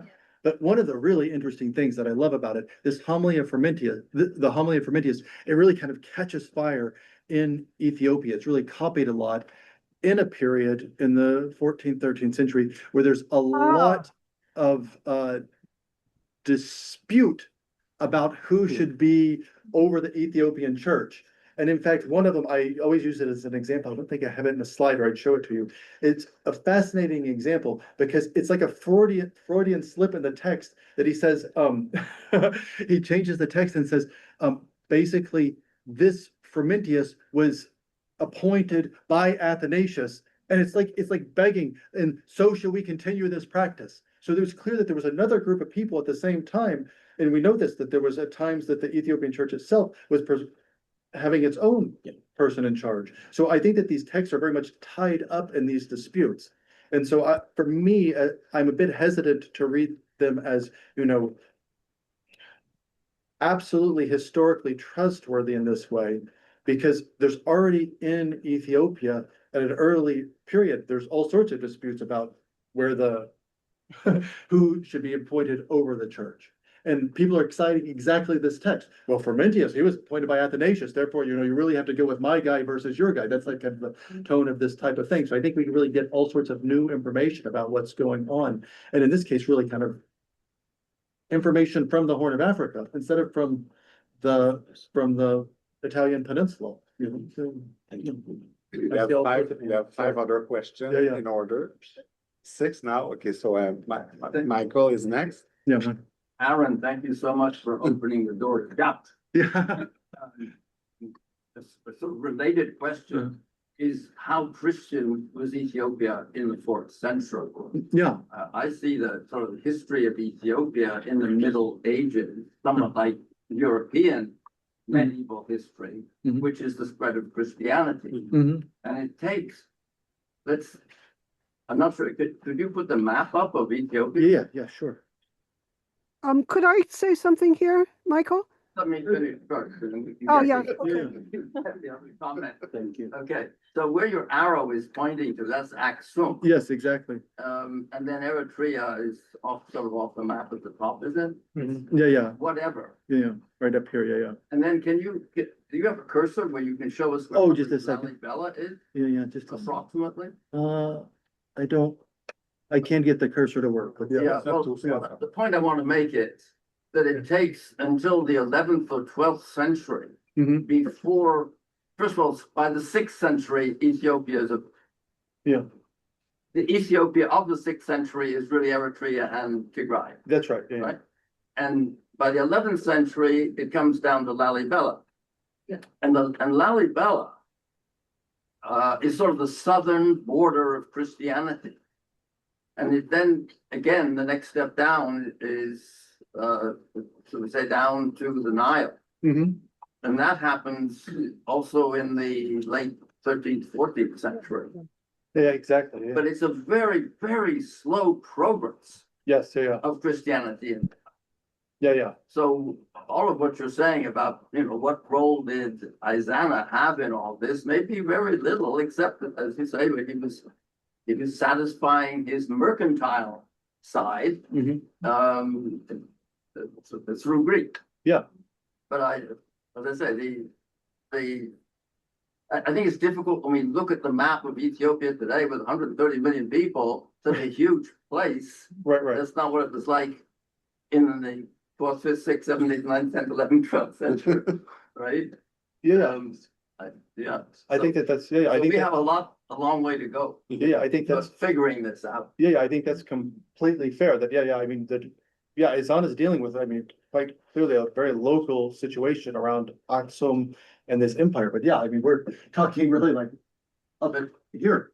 Yeah, and for the Christianity to get down here is an entirely different. Almost 1,000 years later. Yeah, it's a totally different story. That's right. But it may, I think we all will wonder a little bit about Constantine. Was he ever really Christian? Yeah, exactly. Yeah. That's the other question. Yeah, exactly. But I think that's where it's really useful to see what Ezānā is doing. This is where for me, this personal conviction is something, but to look at these people through the eyes of what they're dealing with, that it tells us really something that what Constantine was dealing with. It is an empire that's kind of being pulled in different directions. And I think Ezānā is too, but I think that you're exactly right, that the empire that Ezānā is dealing with, of course, is not down here. We're talking this narrow little band up here. Yeah, exactly. So I think that this is exactly right. But I think for me, the interesting story is that I'm convinced that this area has more Christians in Ezānā's time than people have previously thought.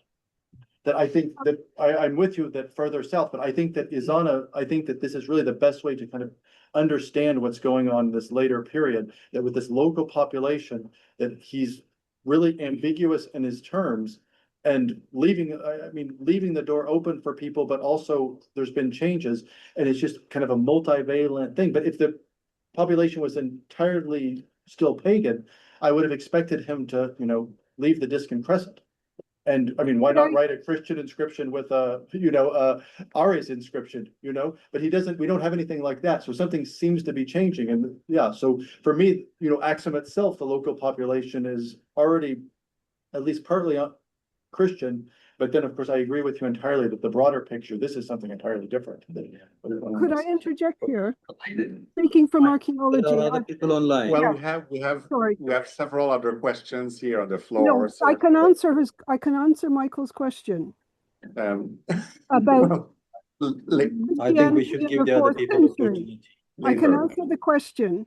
No, we have too many. Virtually none. There are people waiting We have here too to many ask questions. Okay, I'm here. just saying there's virtually no Christianity. Okay. No, not kidding. There is virtually no. The Tomb of the Brick Arches has no evidence of Christianity. Okay. Pottery in the So- 4th century has no Christian crosses. It doesn't Okay. start until the 5th. I have nothing against that. So. Okay, I'm just saying. Okay, we have Mr. here, yes? Thank you. About just one comment about Salama, Professor Getachew Ali. It is one anonymous homily on Salama, and he seemed to believe that Salama is different than Pimentel. Yeah, this is the homily that I'm talking about. This is the same text. Yeah, Exactly. he associated him with Ella as Maha, which he identified as Caleb. Exactly. When I come to my question, first of all, I thank you, even on the title. I'm not a student of history. I'm just a church servant and Ethiopian interested in that sense. Thank So you. more than the history of the school, you were so honest to say that what we have is a scholarly narrative. Yeah. You underlined that, and it could be wrong. As we discovered in some other sources, it could be wrong, or it could be also right. But it's good to underline that. I heard somewhere, was he Hanak or the historian who said history as it happened. Yeah. We don't have that, I don't think. I'm with But you. No, interested I'm with you. We don't have in the it. sense that effective history as it affects us, Wirkungsgeschichte. Yeah. That phrase strikes me most. So we're affected, as Ethiopians, we're affected as Christians now. Especially at this juncture time, For sure. the hair has become God again. No. I'm saying, it's, the hair has a different meaning now, we know. Yeah, of course. People, and it is tearing up the country. So my question is, who is Ezānā ethnically? Yeah. It's a general question and blunt question, because some people think he's a Tigrian, he's Amhara, or he's anyways Semitic speaking person. And so he is not a Kushite. Whereas, in my understanding from some local scholars' perspective, Aksum itself is derived from the Hebrew Ha-Kushim, the Kushites. We see in the Old Testament a male Ethiopian being referred as Kushat, Hakush, and the female one is Hakushit. And when it's many, it's Hakushim. In Shua, scholars in Shua, they don't spell Aksum like we spell it. Yeah. It is A-K-U-W-U. Sim. So Aksum. The Kus is there. Yeah, I So understand. in the name itself, in my understanding, Aksum is, and also the book of Aksum starts by saying about the city being the tomb of Ethiopians, the world of Kusa. Maqabara Ethiopians, world of Kusa, which means it split it the 1%. Yeah. You know, the Kush in Hebrew and the Ethiopians in Greek is the same person, but at least it refers to, you know, Aksum understands herself to be the tomb of Kush over against Meroe, or in those days, who would be competing for being a center for Kushites. So Aksum in itself is the center of Kush, in my understanding. And in current Ethiopia, there's a divide between the Kushites and the Semites, and the Ethiopian Orthodox Church is identified with the Semites, and being, as we speak, priests are being murdered in Ethiopia now for being Semites in their origin, or pro-Semites. So how do we understand that? When we come to the local history, she mentioned about the Judaism. We have how does Bible come as a historical account? It is in bold written, the Ethiopian eunuch, etc. The Ethiopian eunuch being baptized and coming back to his. That's the story we have in our church. And also the Lord Jesus himself referring to the Queen of Sheba. As you know, that she would stand in the day of judgment over against the Jewish people who did not believe in him, whereas the one who is from far south, from Ethiopia, pay homage to Solomon. But so there is here someone greater than Solomon, Jesus said. These lines are boldly written in the biblical accounts. Are they not? Do they not have any historical significance? Thank you so much for your question. I mean, it's obviously a complicated question and an important one. I think it's, I mean, there's several different things I want to say, but I think one thing that scholars have to be aware of course, is that what we're doing, the work that we do, has effects on real people's lives. And this is especially the case, when there's all sorts of political complications, to use a euphemism, going on. But I think it's really important to keep that in mind. How much time do I have? I'll talk forever. I wrote one article earlier in my career that was on Assyrians, this community in Iraq, and I kind of weighed in. They claim to have some kind of connection to the earlier Assyrians. And I have to say that in some ways I regret writing this article.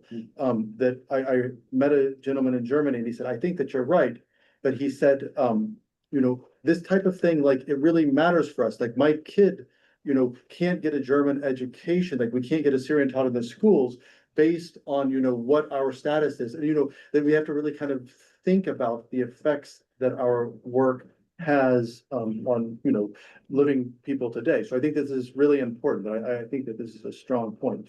I think that also that history, I think your point, I mean, I can't answer your questions, of course, but another point that maybe I can just end with this one is that I said towards the end of my lecture that these coins and inscriptions are political propaganda by Ezānā. And I think that this is really important to think about, and that we also have to think about it in kind of the world that we live in. This is why I really love teaching this material, especially to young kids.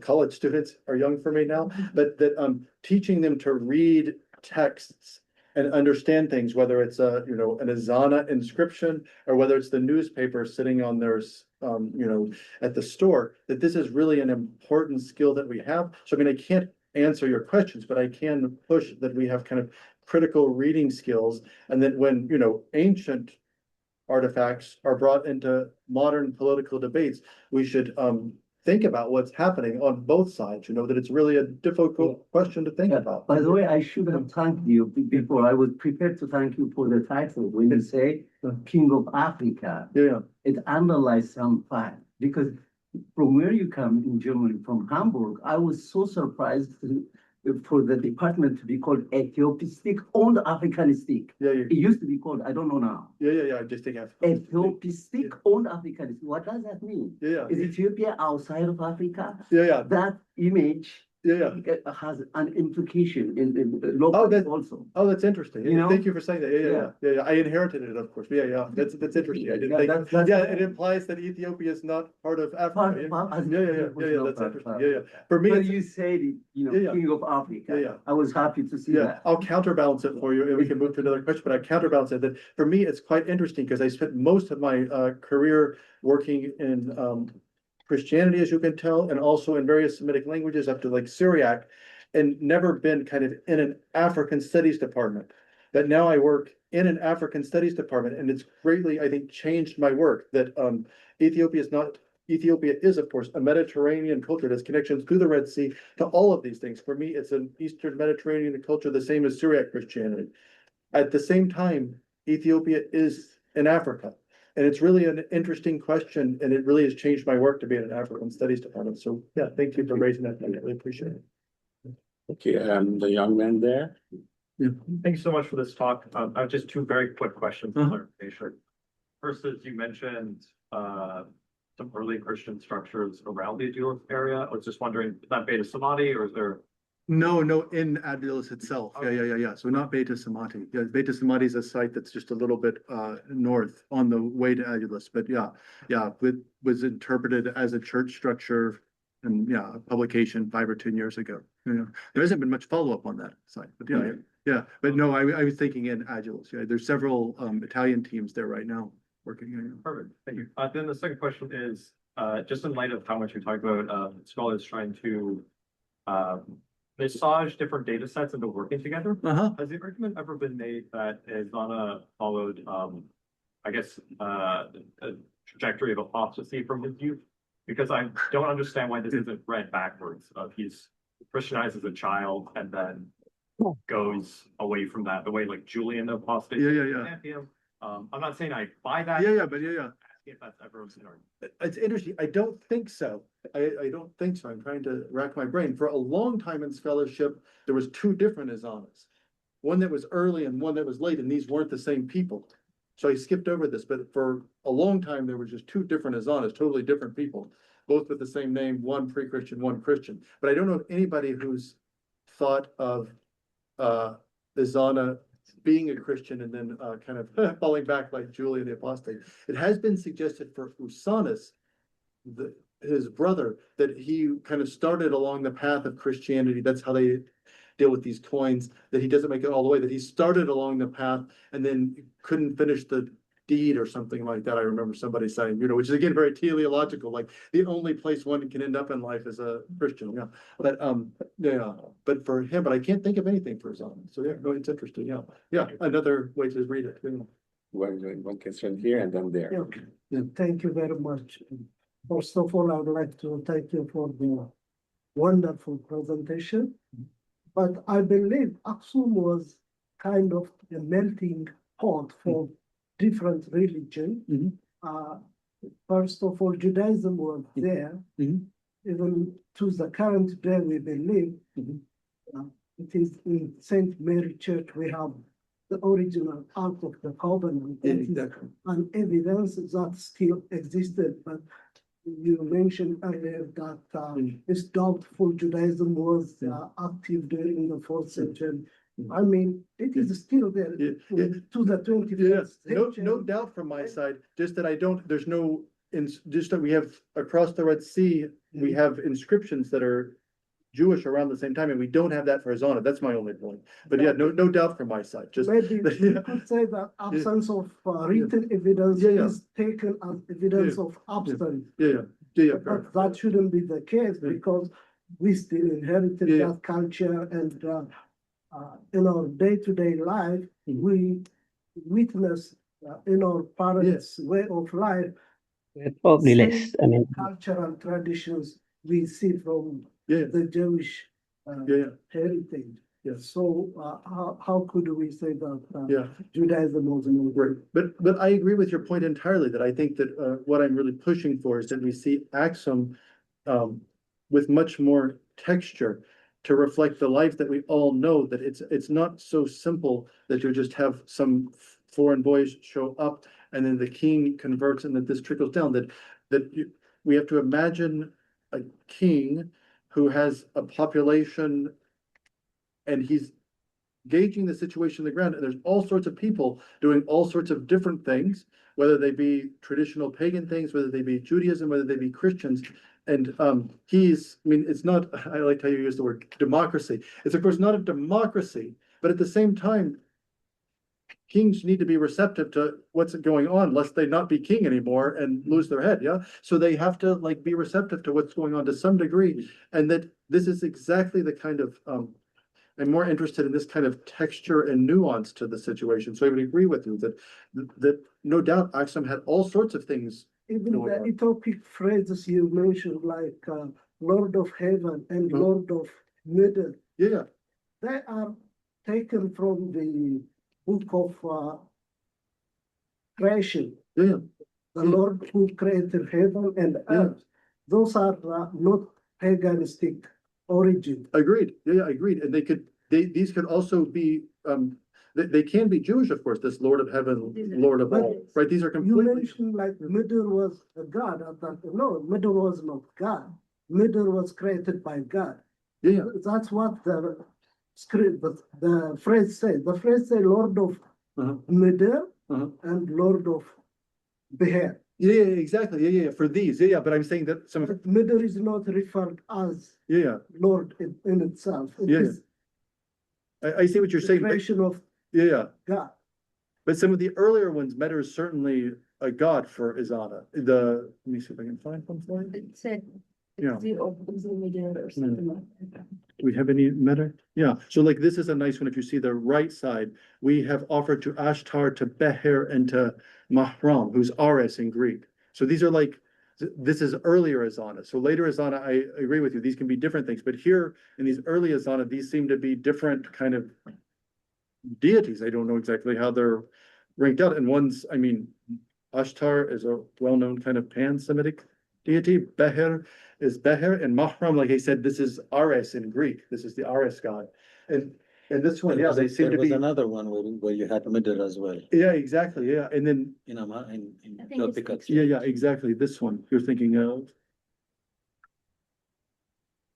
Yeah. Just a second. This one. Yeah. And this is the one so that one that I just showed you was the earlier period. This is what I would call a later period inscription, where you can have all sorts of, I agree with you. You can have all sorts of ways to understand it. My point is that I can read it differently, you can read it differently, your neighbor can read it differently, and that this is like part of the beauty of the language, that if I believe Meter's a god, yeah? And I believe that heaven's a god. I can read this and be like, this king is on my side. If you're a Christian and think that the Lord of heaven, who's in heaven and earth, you can read it and it works for you too, that this is the beauty of what he's doing, that it's like a silver coin with no cross, no disc and crescent, no menorah, no symbol. We can each take the symbol, we can each use the coin and be like, this is our king. And I think that that's what he's doing to some degree, that it's really, that he's floating a little bit. Okay, we have two questions behind. Okay, there first and then after. Yeah. We can't hear. We can't hear you. Now. For the presentation, regardless, some of the points from the topic of this group. My question was to where Ezānā, you mentioned that he was trying to be a co-religious. He was trying to present himself as a co-religious person. Like, it's really dead big for me. Why does he not some kind of stuff? Was he trying to be started? Yes, you mentioned. Was he happy in the functions? Why does he want to present himself that way? Yeah. Why he can be vivid or he can come from his points, right? Yeah. So what are some of the reasons behind he wants to be as big as that? And he had any approaches from the current mob, was he trying to just pass through the current situations? Yeah. That's excellent questions. Those are the questions this is why I like this approach, that this is my why question. Why was Ezānā doing this? And that's where it's up to you in the room, up to me, that we don't know. That all we have is this. you know, and so we can make a historical reconstruction. But I think what I want to argue and suggest is that, I think it's how I ended, but that if you get rid of Rufinus's narrative and deal with what you have, we're forced to grapple a little bit more with what was going on there. So why did Ezānā write something like this? Why is this in an inscription? Like, why? And for me, I mean, I've given you what I think a dozen times, but for me, it points to a situation of kind of some fluidity where Ezāna's hedging his bets. I think I used having his cake and eating it too. But you can do other things with it as well. But I think that that's what this kind of historical approach, the advantage of it is that instead of just thinking that Ezānā had some boy and therefore he just became Christian, it doesn't really tell us anything about what Ezānā is doing or about what was going on in Aksum at the time. Where if we kind of dive into the coins and inscriptions, where we don't get a grand narrative from outside, I'll be more blunt. If we don't get a grand narrative from some guy writing 100 years later in the Italian peninsula, if that's not our kind of total guiding principle, and we deal with the actual things that Ezānā produced, there's a lot of different ways to understand them, but they also tell us a lot about what's actually going on there. So instead of just taking these things and fitting them into some house that's already been built, we actually use these things to create a house and to actually think about not only Ezānā, but why? That was your question. Why did Ezānā do this? That's a great historical question. I think that's like really the type of work that we should be doing. So yeah, thank you. Yep. Yes. You. Yeah. Can you?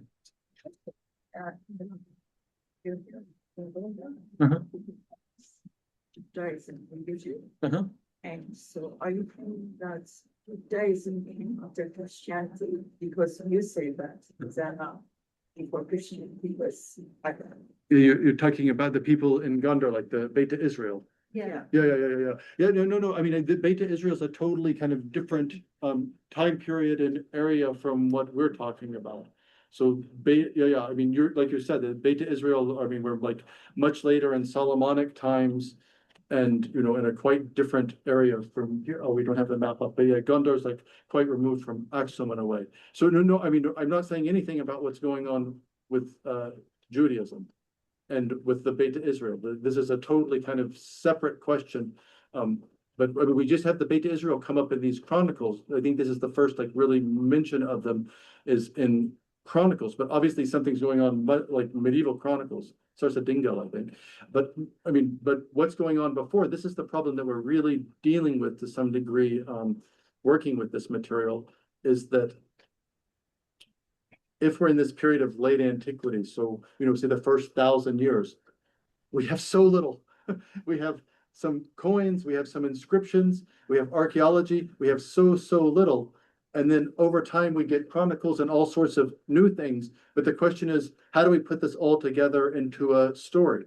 How do, forget a story, how do we know what actually going on? When did any of these things happen? And this is a huge question. This is what I'm kind of interested in dealing with in the book that I'm working on. But I'm not to the medieval period. I'm still stuck in the 4th century and not close to, Source of Dingle and the Beta Israel. But yeah, thank you.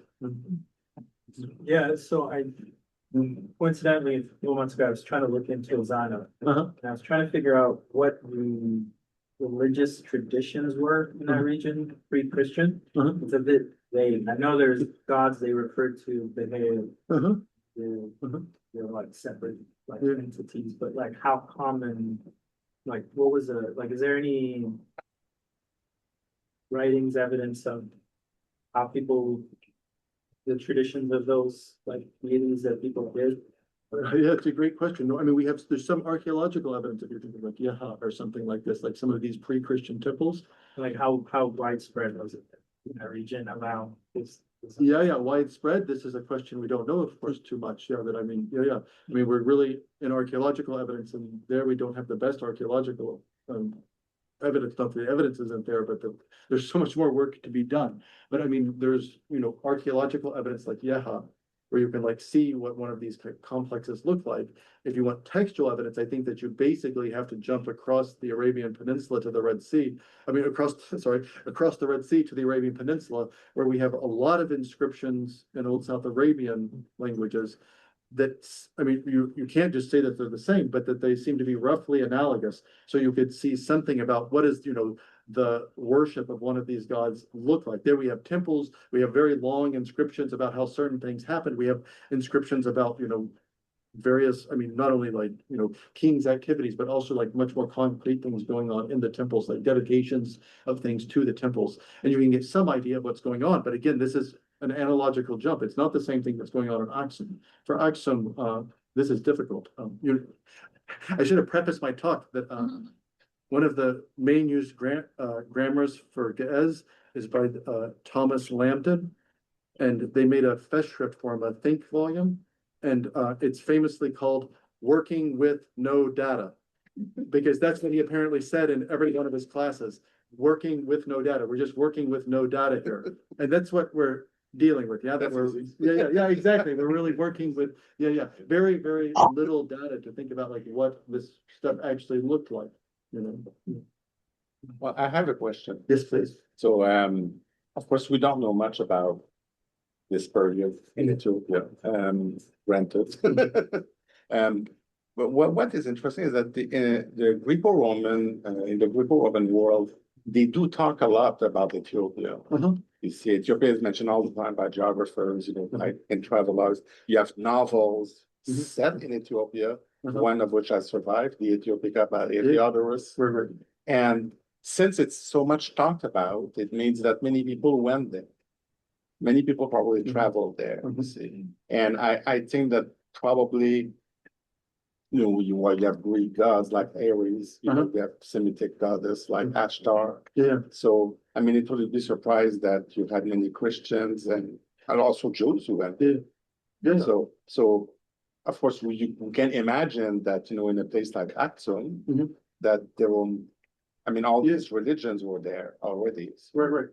So it's not, for sure. Not hard to imagine. No, for sure. And that's, of course, why Rufinus' story has so much power, right? Because, I mean, I would agree with the quote that I was mean about earlier, but like, you can imagine that culturally, historically, like all the details like would work. They're not unimaginable. That there's a shipwreck, that there's this like party that goes ashore, that all of these things are completely possible. But I think that, for sure, I think that that's exactly what's tying in here, that there are, I mean, let's not forget, I mean, just like what we have, but there's these inscriptions in Aksum that have beautiful Greek written down the side of them. I mean, like there must have been Greek speakers everywhere. I mean, I don't even know how you could make such an inscription. So for sure, it was definitely all sorts of people. And these monuments for people who have been, I mean, they're absolutely amazing. Yeah. I mean, for people who have stood in Aksum, it had to have been a prestige language in order to actually been on the inscriptions. Yeah, but I mean, like, it's not just there. Yeah, this one here, I mean, for people who have been, it's huge. I mean, I have a picture of me standing next to it, and it's huge. I mean, it's like full size.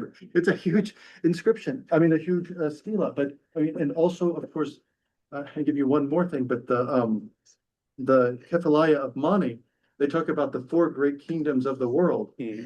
And I can't remember exactly the Babylon. But one is Aksum. Yeah, the Babylonians, the Chinese, the Persians, and Aksum. Yeah. So I mean, it was a major player. It must have been a cosmopolitan. But that also comes from Greek and Roman geography. Exactly. Yeah, so that Ethiopia is one of the great corners of the world. Exactly. Yeah, it's a huge, a major player, and I think that that's what this type of work's really interesting, because it lets Aksum tell its own story, instead of being kind of dominated by what these outside sources. I mean, I like that you started, but there's lots of talk of, foreigners coming to Ethiopia and Eritrea, to Aksum, and saying things about it. But I want to let the coins and inscriptions actually produced by Ezānā speak for themselves and not be determined by some outside narrative. But this is a very, of course, but that's a very, very thin layer. Yeah, very thin layer, but it's an important layer.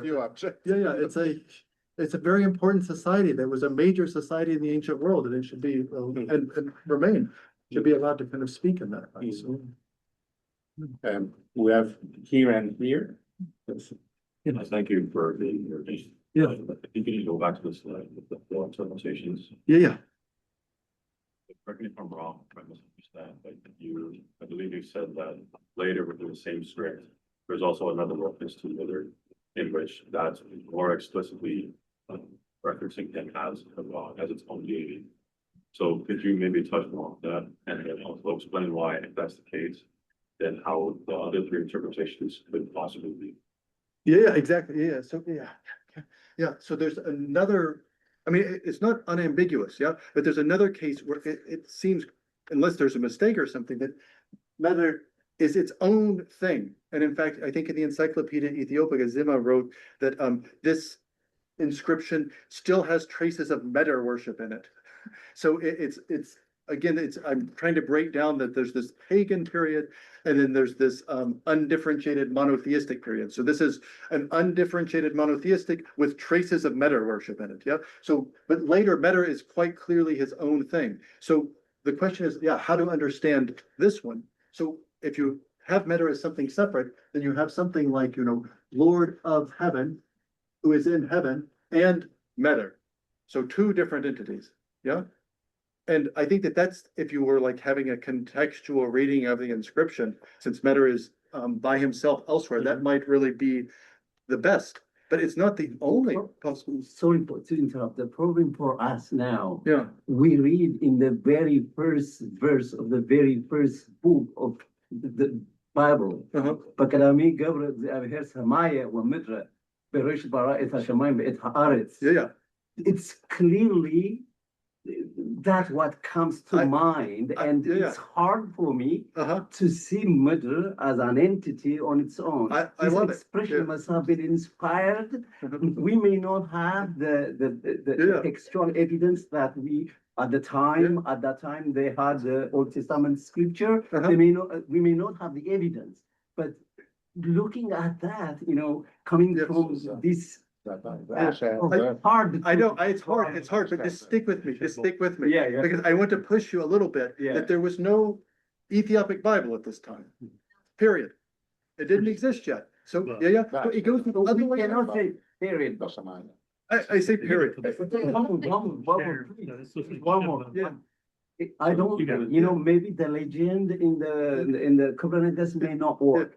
But from my, I was here for a time being, and I attended Aramaic class. In that Aramaic class, I found out a text referring to what they are called Haila Israel in Egypt, who might have come even before the Babylonian exile to Egypt and stayed there. Had a temple-like thing, but when the Persians came, and after the Persians, I guess the situation was not favorable for them, and some other scholars have followed that story. They just had to move down to Nile. And they came and it's plausible to think that even the Tablot of Zion, if not like we narrate it in the church, not like that, but in this manner, might have landed to Ethiopia before Christianity. And if they come, they will have that text. If they will have that text, even if it is in some circles, this expression might have been, possible. Available for even him and for everyone to refer to as the God of Satari Samatumit or Gavari Samatumit. It's a very common expression. But I think I love the conversation. I think what's interesting to think about is where we sit today, in 2025 here in this room, and what was going on then. And for us, it's, this is why I really like this one.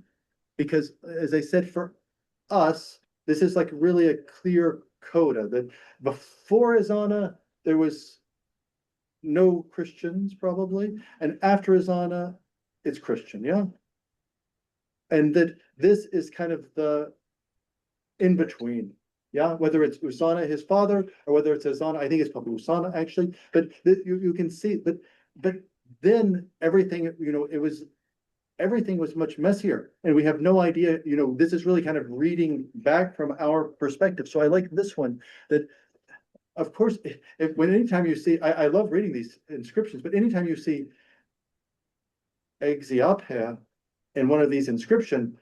For us, for people who don't know Ge'ez, this is just like the normal word for God, for Lord. And it just like seems so obvious that this is the word for God or Lord. But another possibility is that this is Exia Beher, the Lord Beher, because we also have Exia Meter, and we also have Exia Kalu, and we have all sorts of Exia Tamai. So we have all sorts. So it may have been different, before Ezānā what these things mean, even if it becomes Exia Beher becomes for us just a normal word for God, Lord. Yeah. So it's sorry, I'm not challenging anything No, here, but Beher itself from the Ge'ez understanding, it could mean time, it could mean chapter. For instance, when we say Amistu Beher Orit, we means the 5 chapters of Torah. Beher could be time when we say, like, for instance, Weneg Beheru, which means the time was already, the time was morning. This is a reference I'm taking from the Acts of the Apostles, where the apostles were, where the disciples were considered drunk. Peter stood up and said, "Look, the time, it's only morning." The Ge'ez version would say, "Weneg Beheru." Beher refers to time, Beher refers to place. So when I analyze that, it is this spatial temporal thing altogether Beher, and then the Lord is the Lord of the space and time, which everything is included in. So we can, even linguistically, we have that text. For instance, we were dealing with a 5th century gospel, right? We have that as early as 5th century. We have that in the gospel, which means Beher has that meaning, hearing that meaning. Like 5th century, it cannot be transformed with 2 centuries. 2 centuries back, it was something else, and after 2 centuries, it became referring to time or not. So, in my sense, in my view, even Exia here doesn't lead me to a God, but I'm not disputing if Beher was referred to in the archaeological, founds or in historical accounts as a God. Let it be, but my problem, as I mentioned earlier, is it has become God again. No. So speaking of time, just one very quick last question. Sure, I'll try. So the Sabaean script is the precursor to its essentially, right? Okay. Can you, before I ask the second part of the question, is that around Ezānā's time or just a little before, when we're more coming over from South Arabia to things? It's more complicated. So, like, it's not all at once, obviously. Right, correct. So we have inscriptions in the Aksumite area that are in Old South Arabian language and Old South Arabian script. And then at some point in time, this script starts being used to write the Ethiopic language. And then at some point in time, it develops vowels to write the Ethiopic language, even right to left to right. And it was around that time. And I mean, it's messy. I mean, we don't have, I'm being vague because there's no dates on any of this material. So they didn't. So the reason I ask that is like, I think to the point is like, there isn't proper Giz script the way we have it now. Around Ezānā's time, is that fair to say? But there's a distinct script from the Old South Arabian There is, script. but that's when it's changed, that's when it's switched over? Around this time. For sure. And so forth? Okay. I just wanted to. For around this time there's a lot of innovations going on, but I mean, Freminatos is supposed to have added the vowels, no? Exactly. This is also in the tradition. This is right, because he would have come from a place that had vowels. But just, don't forget, again, how little evidence we're working with, how much must be lost. So it's like, how many texts were written, how many inscriptions were written, and we have, I can't remember how many of Ezānā, but a dozen, What we have from the ancient world is almost nothing. So, so we have very, little, so it's really difficult to talk about the developments of the script. We just have these, few, counterpoints of what, must have been. I heard it said the recipe book we have says use 3 eggs, but it never tells you it's chicken eggs. Just assume it's chicken. I'll end with the story like this. I'll end with the story that tells you where I come from. Like why I do this. The most influential class that I had and all of my education was a Greek papyrology class. So we worked with Greek documents, yeah? And we came in one day and it was like this. And it said, it was in English, and the professor handed it around and handed it to us, and it said, grandma's applesauce cake. We could read the whole thing, and then it was broken off. And he said, I want you to reconstruct this text. You know, so you had some places that were like 3 EG, it was like, oh, 3 eggs. So, you know, we put GG, GS, and we went, and then we got clever, you know, we were like, he's like, what else do you know? And we got clever and it was like broken off, and we were like, oh, well, like applesauce isn't mentioned, you know? So we're like, we have to put, you know, we have to like reconstruct and put, you know, so many cups of applesauce. We did all this, and then after a while, we like had our reconstructions, and then he handed out the full text. There was no applesauce in grandma's applesauce cake. Yeah, so it's about the assumptions we make as, you know, scholars and the things that we're working on, that there, you know, there really wasn't, and we would have all, you know, all of us who work on these texts, we would always reconstruct these types of things. But in this case, I mean, this is a real example. This was his grandmother's applesauce cake recipe that didn't have applesauce in it, you know? So we have to really think about what we really know about the ancient world. So yeah. Ezānā without Christianity. Yeah, exactly. Yeah, So a very, very last snippet, you know. It's not a question. Yeah. I just want to share Okay. and encourage others. By the way, thank you very much for your presentation, on all of us for your powerful presentation. I just want to add this story from the Bible, the Christian Bible, where one of the Ethiopian officials paid pilgrimage to Jerusalem and route back to Ethiopia. He met one of the Christ's disciples, and that's his name is Philip. And the Ethiopian official was reading the book of Isaiah, which was one of the centerpiece of the Jewish literature.